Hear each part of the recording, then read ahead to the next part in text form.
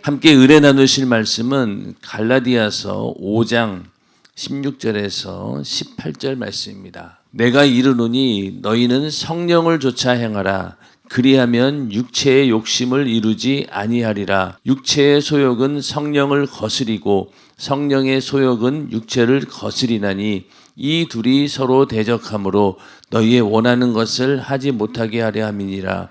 너희가 만일 성령의 인도하시는 바가 되면 율법 아래 있지 아니하리라. 아멘.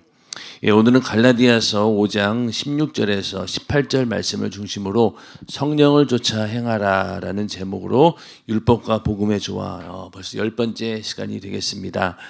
사도 바울도 고백하기를 하나님 말씀을 지키는 그런 법이 내 안에 있고, 또 반대로 하나님 말씀대로 살지 못하도록 그 법을 거스리는 육신의 소욕이 항상 있어서 그게 서로 갈등하다가 그 사망과 법 아래로 자기가 끌려가는 것을 본다는 거예요. 그래서 오라 나는 곤고한 자로구나 라고 하는 그런 탄식과 고백을 하게 되는데, 오늘 말씀에도 마찬가지로 우리 안에는 성령께서 역사하시고, 또 그러나 그 성령을 거스리는 또 육체의 소욕이 있다 보니까 항상 내가 원하는 것, 하나님 말씀대로 살고자 하는 그것을 하지 못하도록 끊임없이 방해한다는 겁니다. 그러나 끝까지 우리가 성령의 인도하심을 받는다면, 성령을 쫓게 된다면 우리는 율법 아래 있는 자가 아니라 또 복음을 가진 자로서, 또 복음 그 이상으로 하나님이 주시는 능력으로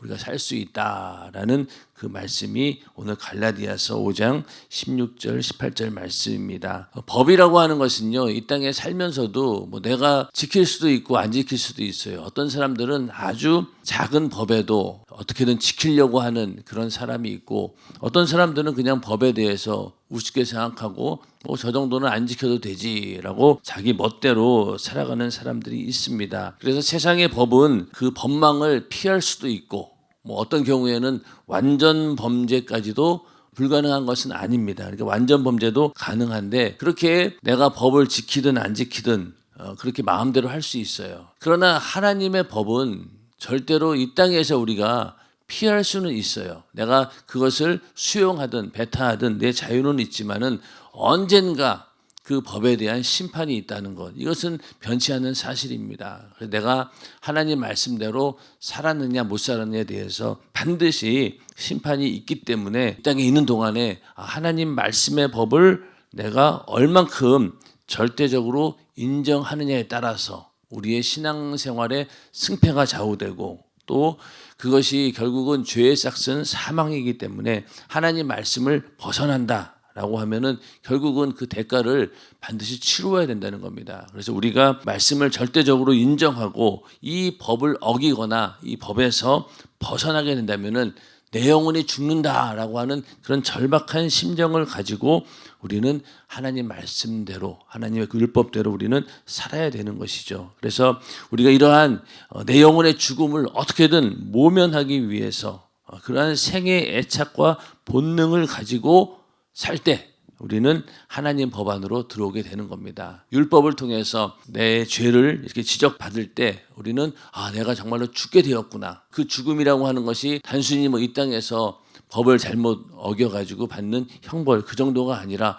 영원한 지옥의 형벌을 받을 수밖에 없는 그런 상황이구나라고 하는 절박함을 느낄 때 우리는 그때 비로소 하나님 말씀의 법이 얼마나 소중한 것이고, 또 우리가 그렇게 하나님 말씀의 법으로 내 죄를 지적받았을 때 우리가 예수의 피의 공로로 회개하고, 그럴 때 내가 죽었다가 살아났구나 라고 하는 그런 자유함과 안도감을 우리는 얻게 됩니다. 그러한 경험이 있어야지만이 우리가 하나님 말씀을 철저하게 지킬 수 있는 것이지, 그러한 경험이 없다라고 하면은 나는 완전히 죽었구나, 나는 절망이구나라고 하는 그 절망의 깊이를 알지 못하고는 절대로 하나님의 그 은혜의 높이를 알 수가 없습니다. 그래서 우리가 내가 얼마나 절망적인 존재고 또 내가 얼마나 연약한 존재이고 그런 것을 밑바닥까지 알게 되었을 때, 그때 비로소 하나님의 능력과 하나님의 은혜가 얼마나 큰 것인지 알게 된다는 거예요. 그래서 우리도 인생을 살면서 여러 가지 산전수전을 겪다 보면 어떻습니까? 그 인생의 밑바닥까지 가본 사람들은 정말로 하나님의 은혜가 얼마나 대단한 것인지를 알게 되죠. 그 전까지는 내가 잘나서 또 내가 뜻대로 내가 원하는 대로 무엇이든 할 수 있다라고 자신만만하게 살았는데 인생의 어떤 한계에 부딪히다 보니까 어떻습니까? 이게 내 하나님의 은혜가 없이는 살 수 없는 그런 존재구나라는 걸 절실하게 느껴진다는 겁니다. 그래서 우리가 하나님의 그 말씀에 그 눈으로 볼 때마다 내가 얼마나 절망적인 존재인가를 보게 될 때 그때 내 영혼이 살아야 되겠다라고 하는 그런 영적인 본능을 가지고 하나님 말씀을 우리가 대할 수 있는 것이고 그 말씀대로 살려고 우리가 노력을 하는 겁니다. 그래서 마치 고개사가 줄을 타듯이 근데 고개사가 줄을 탈 때 떨어지면 어때요? 죽는 거예요. 어떻게든 떨어지지 않으려고 균형을 잘 잡고 또 정말로 긴장하면서 그 주리를 걸어갑니다. 그런 것처럼 우리 인생도 하나님 말씀의 법에서 어떻게든 벗어나지 않으려고 그 균형을 잡고 어떻게든 그 외줄타기 하듯이 아주 조심스럽게 살아가는 것이 바로 우리 인생입니다. 베드로가 예수님께서 물 위에서 이렇게 걸어오는 걸 보고 베드로가 참 엉뚱하기도 하고 어떻게 보면 대단한 사람이기도 해요. 물 위로 걸어오는 걸 보고 나도 물 위를 걷게 해 주십시오라고 예수님께 요청을 합니다. 그랬더니 주님이 그래 너도 걸어와라. 그러고 이제 베드로가 물 위를 막 걷는 거예요. 아마 인간으로서는 물 위에서 걷는 것은 아마 베드로가 처음이었을 거예요. 근데 하여튼 물 위로 걸어가다가 어느 순간에 그가 바람을 보고 무서워하는 바람에 빠져버린 겁니다. 그래서 그때 그리고 다시 또 주여 나를 구원하소서. 그래서 예수님의 손을 붙잡고 다시 나왔는데 그때 예수님께서 뭐라고 하셨습니까? 왜 의심하였느냐? 이렇게 말씀하셨습니다. 그러니까 우리는 고개사가 줄을 타듯이 하나님 말씀의 법을 어떻게든 지키려고 노력하면서 걸어갈 때 우리가 항상 주님만 바라봐야 되는 거예요. 근데 자꾸만 세상을 바라보게 되고 주변의 소리에 귀를 기울이고 거기에 마음을 쏟으면 어떻게 됩니까? 결국은 물에 빠지듯이 넘어지고 만다는 겁니다. 그래서 우리가 한번 하나님 말씀대로 살기로 작정했다라고 하면은 끝까지 오직 하나님 말씀에만 귀를 기울일 때 우리는 세상을 능히 이겨낼 수 있고 세상이 어떠한 소리를 하든 간에 그 말씀대로 내가 믿는 대로 나아갈 수 있다는 겁니다. 하나님 말씀을 지킬 때 특히 이제 우리는 우상숭배의 저주로부터 내가 이 가정을 지켜야 되겠다라는 믿음을 가지고 끝까지 우리가 버팁니다. 그러면 세상에서 별의별 소리가 다 들려오죠. 뭐 욕도 하고 뭐 비난도 하고 별의별 소리가 다 들려와도 어떻습니까? 끝까지 주님만 바라보고 반드시 내가 이 믿음으로 우상 숭배의 저주를 끊어버리리라 라는 그런 믿음을 가지고 기도하면서 흔들리지 않을 때 어떻습니까? 우상 숭배의 저주가 떠나가고 오히려 그 가정에 3, 4대의 저주가 아닌 1000대의 복이 임하는 모습들을 우리는 많이 보지 않습니까? 그런 것처럼 어떤 말씀이든 간에 그 말씀을 끝까지 우리가 지지하고 나아갈 때 세상의 소리를 다 단절시키고 나의 믿음을 흔들어 놓는 이 바닷물결 같은 파도와 같은 그런 것들을 다 무시하고 끝까지 우리가 말씀만 지지할 때 우리는 믿음에서 승리할 수 있는 것입니다. 그래서 이렇게 하나님의 법을 지킬 때 우리에게 능력이 있는데 이 능력이라고 하는 것은요 가장 큰 능력이 뭐냐면은 하나님 말씀대로 사는 게 가장 큰 능력이에요. 어떤 사람들은 능력 받기 위해서 뭐 삼각산에 가가지고 뭐 몇십 년을 기도했다라고 하는데 엄밀히 따져보면은 능력이라고 하는 것은 하나님 말씀에 순종할 때 자연스럽게 나타나는 또 하나님께서 자동적으로 주시는 그런 권리입니다. 그러니까 하나님 말씀대로 살아가는 자에게 하나님께서 능력을 주신다는 겁니다. 그래서 하나님 말씀에 얼마나 순종하느냐에 따라서 능력이 있느냐 없느냐가 이게 결정이 나는 것인데 많은 사람들이 이 능력 그러면은 막 병을 고치고 귀신을 쫓고 막 그런 표적과 이적이 나타나는 것을 능력으로 압니다. 물론 그것도 큰 능력이죠. 그러나 예수님 말씀하시기를 믿는 자에게 따르는 표적이 뭐라고 했습니까? 방언을 말하고 귀신을 쫓고 병든 사람에게 손을 얹은 즉 나으리라 이렇게 말씀하셨어요. 그 약속의 말씀을 우리는 그대로 순종할 때 그 능력은 나타나는 것인데 이 능력이라고 하는 것을 많이 오해한다는 거죠. 제가 청년회 때 연세중앙교회 이제 그때 연희동 때 망원동 때 그때 주변에 많은 교회들이 있었습니다. 또 그 당시에는 우리나라에도 그 성령 운동이 굉장히 활발하던 그런 때여서 주변에 흔히 그런 교회들을 볼 수 있었어요. 그래서 대학교 내에서도 그렇고 또 우리 교회 청년들 중에서도 다른 교회에서 은혜를 받고 온 청년들도 있었어요. 그 가운데는 이제 그 당시 매주마다 잠실체육관에서 엄청나게 많은 인원들이 모여서 거기서 막 병을 고치고 귀신을 쫓아내고 집회를 하던 그 교회 청년들도 우리 교회 왔어요. 우리 교회 와서 이제 말씀을 듣다 보니까 너무 답답한 거예요. 왜냐하면은 거기는 그냥 대형 집회를 통해서 막 내 속에서 그런 열정을 막 불러일으킵니다. 그래서 막 당장이라도 막 땅끝까지 이르러 막 뛰쳐나갈 것 같은 그런 막 예수의 제자가 되는 것처럼 막 그 집회에서 말씀을 들을 때는 그 말씀이 충만하다 보니까 막 당장이라도 뭔가 할 것 같은 그런 느낌이 들었던 거예요. 근데 우리 교회 와 보니까 그런 것이 아니라 하나님 말씀대로 살아야 된다. 이렇게 신앙생활을 해야 된다. 주의를 철저히 지켜야 되고 하나님께 예물 드리는 것 또 이렇게 신앙생활 하는 데 있어서 죄를 이겨야 된다. 막 이런 말씀을 듣다 보니까 거기에서 온 청년들이 적응을 못하는 거예요. 왜 항상 자유롭게 막 당장이라도 내가 막 예수의 제자가 돼서 막 능력을 행하고 이래야 되는데 거기서 자꾸만 말씀대로 살아라 이런 얘기를 듣다 보니까 아우 재미없고 뭔가 답답해. 그러고 나서 이제 우리 교회를 또 떠납니다. 떠나고 나서 또 나중에 또 와요. 그래서 왜 왔냐고 물어봤더니만은 거기 있는 많은 청년들이 그 뜨거운 열정, 막 말씀을 듣고 나서 당장이라도 내가 막 능력이 나타날 것 같고 막 이적이 나타날 것 같고 그런데 그 뜨거움을 가지고 나갔지만은 막상 나가보니 그것이 능력이 되지 않는다는 거예요. 왜냐하면은 그들은 오히려 그런 열정이 있었는데 금방 식어버리고 결국은 또 세상으로 나갈 수밖에 없는 그런 상황이 돼버린 거예요. 그래서 나중에 세월이 지나고 보니까 우리 연세중학교 청년들은 당장의 그러한 뜨거움이 표면적으로는 보이지 않았지만은 그러나 더 중요한 게 뭐였느냐? 하나님 말씀대로 살아가도록 차근차근 양육을 받고 말씀으로 지도받았다는 것이 더 큰 능력이 된 거예요. 그래서 그 청년들은 여기 갔다가 저기 갔다가 그냥 하나님 말씀 듣고 은혜 받으려고 여기저기 헤매고 다녔지만은 우리 교회 청년들은 교회라고 하는 그 울타리 속에서 하나님 말씀대로 살아가는 법을 담임 목사님으로부터 계속 듣고 그러면 점점 그 신앙생활이 몸에 밴 거예요. 그러다 보니까 세월이 지나도 믿음이 흔들리지 않아요. 그러나 그렇게 집회 중심의 그런 교회, 그러니까 그 목사님은 교회에서 목회하는 것보다 집회를 더 많이 다니신 거예요. 그러다 보니까 그 성도들이 하나님 말씀대로 살아가는 것을 익히지 못한 거죠. 청년들은 더 그렇습니다. 그러다 보니까 점점 뜨거웠다가 확 식어버렸다가 그러다 보니 결국은 갈피를 잡지 못하고 믿음의 방향을 잃어버리고 그냥 주저앉는 그런 경우들이 많았다는 거예요. 그리고 나중에 우리 교회 와보니까 여기서 이렇게 말씀대로 내가 성장하는 것이 얼마나 소중한 것인지 알았다라고 그렇게 간증을 막 하더라고요.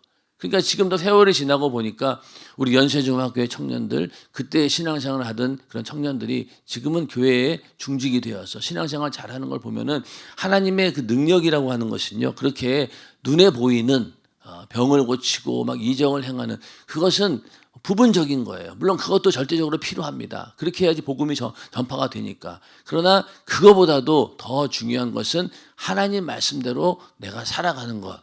그 순종하면서 말씀에 철저하게 지배받고 살아가는 것. 이게 바로 가장 큰 능력입니다. 인정하시면 아멘 하시기 바랍니다. 그러니까 우리가 하나님 말씀대로 주일 성수하고 또 우리가 11조를 내고 예물 생활하고 또 하나님 말씀의 법 안에서 철저히 나를 지키려고 하는 이것이 굉장히 수동적인 것처럼 보이지만은 이게 엄청난 능력인 거예요.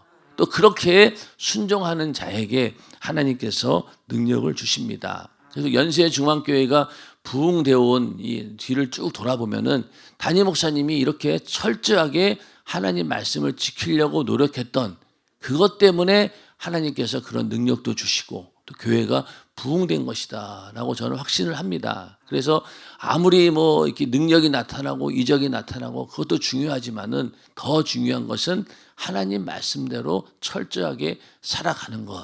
이것이 제일로 중요하다는 겁니다. 그래서 막 능력 받으려고 삼각산에 가서 15년간 기도했는데 막상 그 사람의 삶을 보면은 주일 성수 하나 제대로 못하고 하나님께 드리는 예물조차 철저하게 하지 못하고 그냥 들쭉날쭉하고 그러니까 그 신앙생활이 엉망인 거예요. 그러면서도 그냥 산에 가서 그냥 능력 받는다고 막 기도합니다. 그런다고 능력이 주어지는 건 아니라 이렇게 하나님 말씀에 순종할 때 하나님께서 그 순종을 보시고 신임하시고 인정만 하게 되면은 기도의 응답도 우리에게 나타나는 것이고 또 능력도 나타나는 것입니다. 그래서 이러한 능력이라고 하는 것이 과연 무엇인가 우리가 잘 알아야 되고 그래서 우리는 무엇보다도 하나님 말씀의 눈으로 나를 봐야 됩니다. 왜냐하면 우리 인간은 본성적으로 자기 자신에 대해서는 굉장히 관대해요. 자기 자신에 대해서는. 그리고 남에 대해서는 굉장히 날카롭게 비판을 합니다. 그러니까 내가 지은 죄는 괜찮고 내로남불이라고 그러잖아요. 그래서 나는 괜찮아. 남이 하는 죄는 막 엄청나게 막 지적을 합니다. 그런데 우리는 그렇게 자기 자신에 대해서 관대할 것이 아니라 오히려 하나님의 그 말씀의 검을 가지고 내 안에 있는 그런 죄악들을 도려내듯이 마치 그 병의 근원을 완전히 수술해 가지고 막 뜯어내듯이 내 잘못을 완전히 버려야 됩니다. 그렇게 철저하게 자기를 다스리지 않고는 하나님 말씀대로 살 수가 없는 것이죠. 그래서 하나님의 그 말씀의 검을 가지고 나를 막 도려내야 됩니다. 근데 우리는 그 말씀의 검을 가지고 내 안에 있는 죄를 도려내는 게 아니라 다른 사람들에게 막 휘둘러요. 그러다 보니까 다른 사람이 상처를 받는 겁니다. 그러니까 보면은 자기 자신도 그렇게 살지 못하면서 막 남에게는 막 강요합니다. 그리고 왜 그렇게 살지 않냐고 막 지적하고 그렇게 외식한 사람들이 있는 거죠. 그러면은 그 사람은 하나님의 그 말씀이라고 하는 너무나 예리한 검이죠. 그 말씀의 검이 얼마나 그 예리합니까? 그 예리한 검을 자기 자신의 죄를 어떻게든 뜯어내고 도려내고 하나님 말씀대로 살고 회개하는 일에 사용돼야 하는데 그걸 그냥 남에게 휘둘리면 어떻게 되겠어요? 그냥 다 죽는 거예요. 특히 믿음이 연약한 자들에게 그 날카로운 칼을 들이대 보십시오. 그냥 시험 들고 교회 안 나오고 그러는 거예요. 그래서 우리가 믿음의 권면을 할 때도 그 사람이 가지고 있는 믿음의 정도를 잘 파악해서 지혜롭게 권면도 하고 지혜롭게 그들을 잘 대해야 되는데 처음부터 그냥 내가 가지고 있는 이 말씀의 칼로 휘두르면은 살아남을 자가 누가 있겠어요? 그죠? 하나님 말씀이라고 하는 그 날카로운 법 앞에 절대적인 법 앞에 어느 누가 살아남을 수 있겠냐는 거예요. 그래서 우리는 그 말씀의 검을 휘두르기 전에 한두 번 생각을 해봐야 되는 거예요. 아주 절제하면서 특히 남에게 휘두를 때는 나는 괜찮아요. 나는 어떻게든 그 날카로운 그 말씀의 검을 가지고 만신창이가 되도록 도려내도 상관없어요. 왜? 그래야지만이 우리가 회개하고 하나님의 의를 이룰 수 있기 때문에. 그러나 남에게 대해서는요 한 번쯤 생각해 보아야 됩니다. 그래서 그렇게 자기 자신에 대해서 관대할 것이 아니라 마치 내 안에 있는 죄를 막 도려내듯이 말씀의 검으로 우리는 도려내야지만이 하나님 말씀대로 살 수 있고 또 하나님께서 그걸 통해서 우리에게 그런 능력도 주신다는 겁니다. 그래서 말씀대로 우리가 사는 능력을 얻기 위해서는 어떻게 해야 되느냐? 오늘 본문의 말씀처럼 성령을 쫓아 행하는 겁니다. 그래서 말씀을 쫓아 행한다라고 하는 것이 결국은 성령을 쫓아 행하는 것이에요. 왜냐하면은 성경 말씀이라고 하는 것이 어떻게 이루어졌습니까? 성령의 감동으로 기록된 것이잖아요. 그러니까 우리가 말씀만 쫓아간다라고 하면은 성령의 감동과 감화를 쫓는 것과 똑같은 겁니다. 성령의 감동으로 쓰여진 것이 성경 말씀이기 때문에 우리는 그 말씀을 쫓아가면 되는 것이죠. 그러면은 그 말씀을 쫓아갈 때 성령은 우리 안에서 율법과 복음이 조화되게 하면서 결국은 그 이상을 만들어냅니다. 율법과 조화와 그걸 이루어내면서 그 이상이 바로 뭐냐? 바로 하나님의 의를 이루어 나가는 것이죠. 그래서 율법을 지킬 때 우리는 율법을 통해서 죄를 발견합니다. 하나님 말씀의 법을 보고 내 죄를 발견하는데 또 그러면 그 율법을 통해서 죄를 발견한 다음에 어떡합니까? 이제는 우리가 복음을 만나게 되죠. 예수를 만나게 됩니다. 그러면 내가 지키지 못하고 내가 지적받은 정죄받은 그 죄에 대해서 우리는 예수의 피의 공로로 회개해서 죄 사함을 받게 되고 근데 그걸로 끝나는 것이 아니라 성령을 쫓게 되면은요, 하나님의 의를 이루어냅니다. 그러니까 처음부터 아예 죄를 짓지 않도록 성령께서 우리 안에 그런 마음도 주시고, 그 죄를 처음부터 차단시킬 수 있는 그런 능력도 주시면서 하나님의 의를 드러내는 단계까지 간다는 거죠. 성령이 아니고는 절대로 이런 일을 할 수 없습니다. 그래서 율법과 복음을 완전하게 이루고 역사하시는 분이 바로 성령이시죠. 우리가 율법 아래에 있다라고 하는 것은 그냥 율법을 통해서 정죄받고 그래서 복음을 만나면 그나마 다행이지만은 그걸로 끝나면 절망이죠. 근데 복음을 만나서 우리가 회개했어요. 근데 그 이상으로 우리가 사전에 죄를 차단시키고 하나님 말씀대로 우리가 살아갈 때, 그런 능력이 있을 때 우리는 죄를 짓지 않고 하나님 능력으로 살 수 있다는 거죠. 물론 완벽할 수는 없어요. 그러나 성령을 쫓아 행할 때 우리는 어떻습니까? 처음 사전부터 우리는 죄를 이길 수 있는 능력이 우리에게 생긴다는 겁니다. 그래서 성령으로 충만해야 된다. 어제 말씀드린 것처럼 마치 컵에 물이 가득 들어 있으면은 다른 게 들어올 틈이 없어요. 조금만 비어 있으면 틈을 타고 죄가 들어옵니다. 그러나 물이 가득 차 있으면은요, 절대로 들어오지 못해요. 그런 상태로 우리가 유지를 해야지만이 우리가 하나님의 의를 이루어낼 수 있다는 겁니다. 그런데 오늘날 많은 사람들이 이 성령을 쫓아 행하라는 말을 오해해가지고 성령 받을 때는 막 굉장히 사모해요. 저 사람은 나보다 늦게 우리 교회에 왔는데 벌써 성령 받았어. 나는 뭐지? 빨리 받아야 돼. 막 경쟁 심리에 의해 가지고 막 사모하면서 은사를 받습니다. 근데 그 다음엔 땡이에요, 그냥. 이제 받았으니까 끝났어. 그리고 이제는 이제 나도 은사 받고 성령 받았으니까 이제는 마음껏 방종하며 살아도 돼. 이러면서 그 이후의 단계로 이어지지 않는 거예요. 그러다 보니까 성령 은사 받고 어떤 사람은 뭐 방언 은사뿐만이 아니라 하나님께서 은혜를 더해 주셔가지고 막 예언의 은사도 받고 뭐 통변의 은사도 받았어요. 근데 그 이후로 하나님 말씀대로 살아가는 그런 하나님의 의가 뒷받침되지 않으면은요, 그걸로 그냥 만족하고 그 이후의 삶에 대해서 흐지부지 넘어가는 경우가 많다는 겁니다. 그러다 보니까 예전에 뭐 천국과 지옥을 본 그런 간증했던 그런 사람들도 나중에 만나보니 옛날에 그 사람이 아닌 거예요. 담임 목사님이 그런 설교하셨잖아요. 예전에 막 우리 교회에 와서 천국과 지옥에 대한 간증도 하고 막 성도들이 그 간증을 듣고 엄청나게 은혜를 받았어요. 그런데 세월이 지난 다음에 그분을 만났더니만 완전히 변질되어 있었다는 거죠.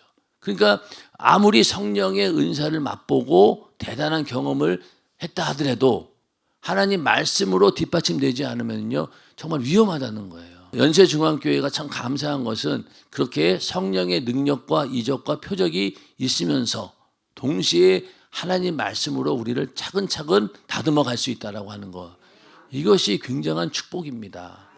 이런 것들이 없는 교회가 많이 있다는 거죠. 아까 말씀드린 그 청년들도 그렇게 뜨거운 교회에서 성령이 충만하고 막 능력과 이적이 나타나는 교회에 있었음에도 불구하고 자기 자신을 하나님 말씀대로 만들지 못했던 거예요. 근데 우리 연세중앙교회에서는 담임 목사님께서 늘 설교를 통해서 죄 짓지 마라, 이건 죄다, 저건 죄다, 막 그렇게 가르쳐 주시니까 어느 순간에 그 몸에 밴 거죠. 그러다 보니까 그게 능력이 되는 겁니다. 평생 동안 내가 하나님 말씀에 벗어나지 않고 타락하지 않고 믿음을 끝까지 지켜서 천국까지 가는 것, 이것만큼 큰 능력이 어디 있겠습니까? 그렇죠? 병 고치고 뭐 이런 것들은 물론 중요해요. 그러나 그것이 끝까지 내 믿음을 책임질 수는 없다는 겁니다. 오직 우리가 하나님 말씀대로 살아가는 것, 그 능력을 주시는 분이 바로 성령이십니다. 그래서 성령은 처음부터 그냥 우리가 악한 생각을 하지 않도록 차단시켜버리는 그런 기능도 있기 때문에 율법보다 복음이 더 능력이 있고 복음보다 더 능력이 있는 것이 바로 성령의 법입니다. 그래서 그리스도 예수 안에 있는 생명의 성령의 법이 죄와 사망의 법에서 너를 해방하였습니다. 그러니까 죄와 사망의 법 그 이상이 바로 생명의 성령의 법이라는 거예요. 그러니까 우리가 성령이 충만해야지만이 하나님 말씀을 온전히 우리의 삶 가운데 이루어낼 수 있다. 그래서 성령의 법 아래 있는 자, 그가 바로 진정한 해방을 누리는 자들이죠. 그런데 성령의 이렇게 능력으로 사는, 성령을 쫓아 사는 사람들은요, 오히려 그 행동이 더 조심스러울 수밖에 없어요.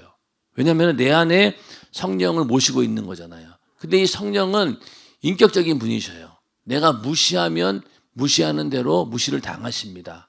또 내가 거역하면은 거역을 당하시고, 내가 회방하면은 회방을 당하시는 분이에요.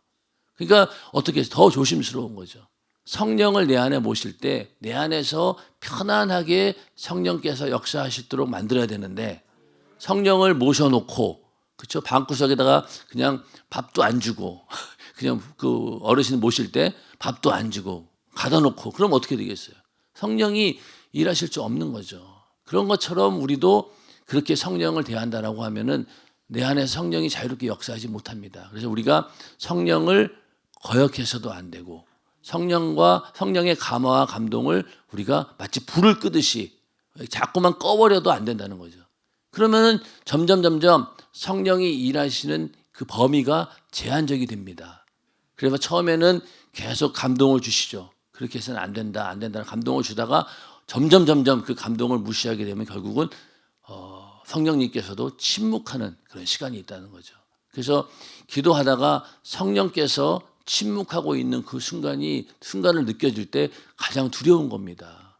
그러니까 그냥 계속해서 뭔가 지적해주고 감동, 감화를 줄 때는 그나마 기회가 있지만은 등을 돌리고 완전히 침묵하시게 되면은 그때는 기회가 없는 거예요. 그래서 우리는 늘 성령께서 우리 안에 자유롭게 감화, 감동할 수 있도록 내 안에 성령을 잘 모셔야 됩니다.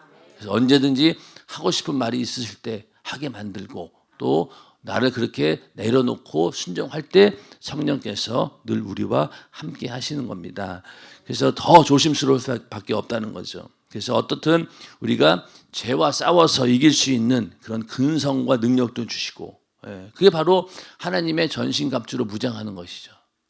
성령을 쫓을 때 우리가 하나님 말씀으로 또 전신갑주로 무장을 하는 겁니다. 이게 최고의 무기가 되는 것이죠. 그래서 우리는 성령을 쫓아 행할 때 그때 하나님의 능력도 제한 없이 나타난다. 에스겔서 36장 26절 한번 보겠습니다. 1208페이지 구약성경 보면은 이런 예언의 말씀이 있습니다. 에스겔서 36장 26절에서 27절.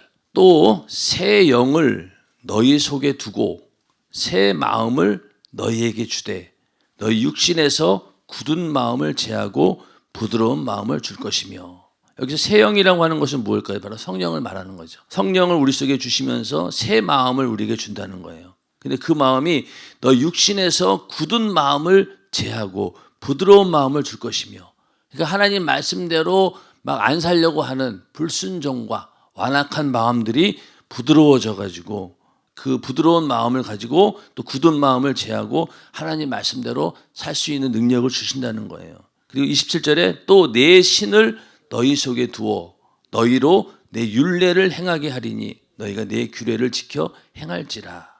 그러니까 성령을 우리에게 주셔서 우리가 율례를 행하게 하고 규례를 지켜 행하게 한다는 거예요. 자, 율법을 지키는 것, 하나님 말씀대로 살아가는 것이 그 전까지는 인간의 노력으로 했다는 거예요. 그러다 보니까 한계에 부딪히게 되고, 또 그 말씀대로 산다라고 했지만은 그 속에 진정성도 없고 억지로 자기 의를 드러내기 위한 교만한 마음으로 그렇게 하나님 말씀을 지켰지만은 새 영이 우리 안에 오시고 또 새 마음을 주시고 성령이 우리 안에 함께 하실 때는 어때요? 내 율례를 행하는데 아주 부드러운 마음으로, 자원하는 마음으로, 즐거운 마음으로, 기쁜 마음으로 한다는 거예요. 그래서 우리가 성령이 충만하고 성령을 쫓을 때 바로 하나님 말씀을 지키는 것이 두렵지 않고 또 부담스럽지 않고 오히려 즐거운 마음으로 하나님 말씀대로 살 수 있다는 겁니다. 그렇게 살아갈 때 우리 안에 능력이 충만하게 되고 우리 인생을 끝까지 하나님께 맡기고 또 그 인생의 최종 목적지가 천국까지 가는 그 길을 넉넉히 갈 수 있도록 인도해 주시는 분이 바로 성령이십니다. 그래서 우리는 오늘 말씀처럼 성령을 쫓아 행하게 되면은 결국은 성령의 인도하시는 바가 되면은 우리는 율법 아래 있는 자가 아니라는 거예요. 율법을 초월하고 복음 안으로 들어가고 더 나가서 하나님의 의를 이루는 그런 성령의 사람으로 내가 나를 만들어지는 것, 이것이 우리의 최고의 복이고 또 우리의 신앙의 목표가 되어야 됩니다. 그래서 우리는 성령의 사람이 되어야지만이 그때 비로소 우리의 모든 신앙생활이 완결판이 이루어지는 것이죠. 그래서 우리 어떤 사람은 그냥 교회에 와서 예수 믿고 매일 회개하며 죄사함 받는 그 은혜 가운데 있는 그 정도의 사람이 있는가 반면에 성령으로 충만한 사람들은 그 이상의 일을 해나간다는 거예요. 충성도 하고 또 전도도 하고 이런 더 적극적으로 신앙생활을 하기 위해서는 우리가 성령을 쫓아 행해야 된다. 그래서 오늘 하루도 성령을 쫓아 행하는 우리 모두가 되기를 주님의 이름으로 축원합니다. 또 우리가 살아가는 모든 인생의 날들을 성령을 쫓아 행함으로 성령과 함께하는 그런 성령의 사람으로서의 삶을 살아가시기를 주님의 이름으로 축원합니다.